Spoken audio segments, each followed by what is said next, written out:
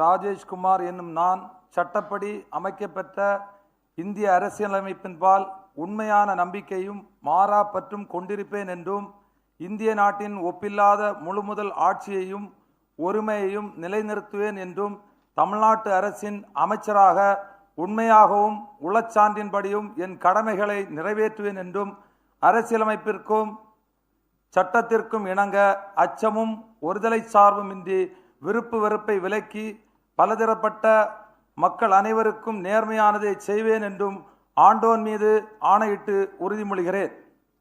நான் சே.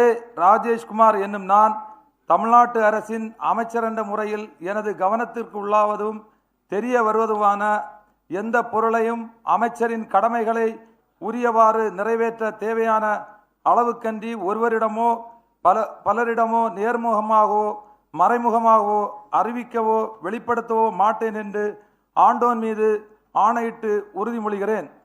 பெருந்தலைவர் காமராஜர் நாமம் வாழ்க, பாரத ரத்னா ராஜீவ்காந்தி நாமம் வாழ்க, மக்கள் தலைவர் ராகுல் காந்தி வாழ்க. That is not a part of your oath.